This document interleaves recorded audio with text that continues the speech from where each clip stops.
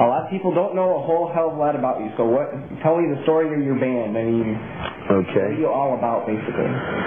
Well, a little biography of the band. Marilyn Manson started about 4 years ago. I spent a lot of time watching talk shows,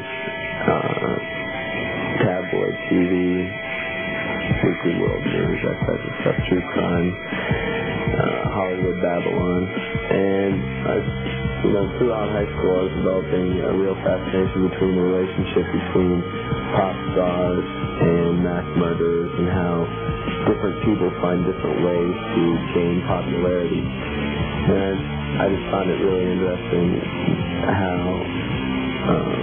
serial killers are put on the same status as pop stars in popular culture.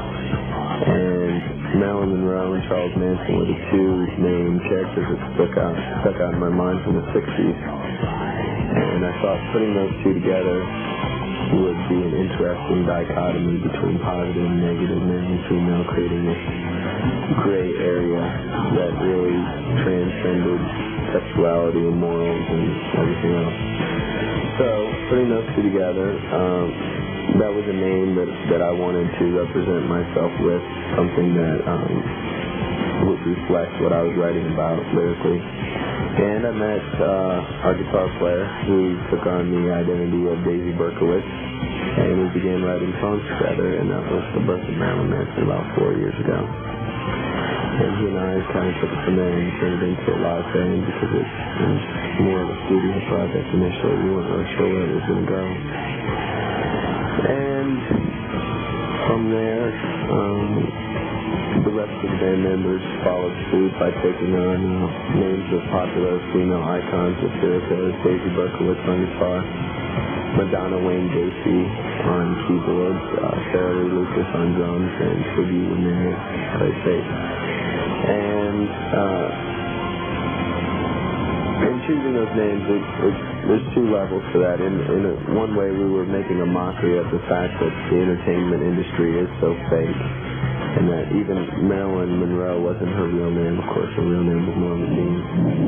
So we're mocking that in one sense. It's kind of my sarcastic jab at society.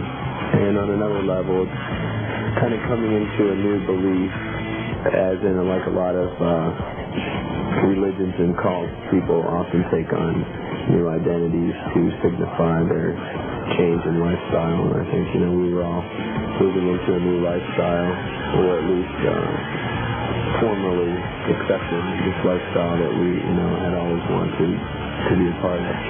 And so we took on new identities. Lifestyle, or that in one sense, rock lifestyle, or whatever you want to call it, and also almost just becoming part of a group and deciding we had some kind of purpose that we had to achieve here as a band, musically and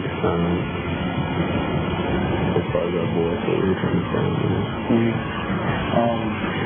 You mentioned the cult stuff. Is that your words are, and your lyrics, I should say, are, I don't want to say anti-God, but more anti-organized religion. Am I wrong or right? How do you feel? Where's your spiritual side of the band?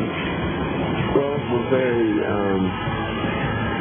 anti-religion, anti-anything. I'm very anti-culture. I'm very much against. I find that anyone who fits into a stereotype assumes a certain weakness by being that stereotype, and that can go into any sex, race, or anything. We're trying to be not so much multicultural, but non-cultural, creating our own sort of culture.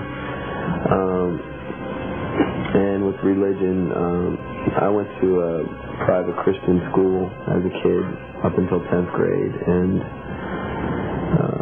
so I got a full dose of Christianity, and it gave me a perspective on where I'm at now. And about 10th grade, when I got kicked out because I was stealing money out of girls' purses during prayer, which was my poetic justice, I thought, in a weird kind of way.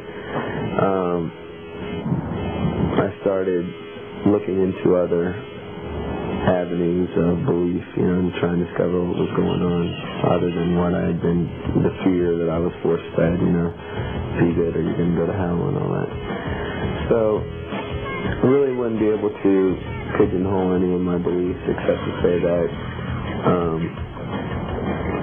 believe that people, you know, make their own destiny, and heaven and hell is what you make for yourself on earth. And if you believe that you want to do something, then you can do it. It's just a matter of all the power of the mind, I think, you know. Somehow there's some relationship between that and nature, and I'm sure that there's some kind of supernatural that's not that easy to define by giving it a name, so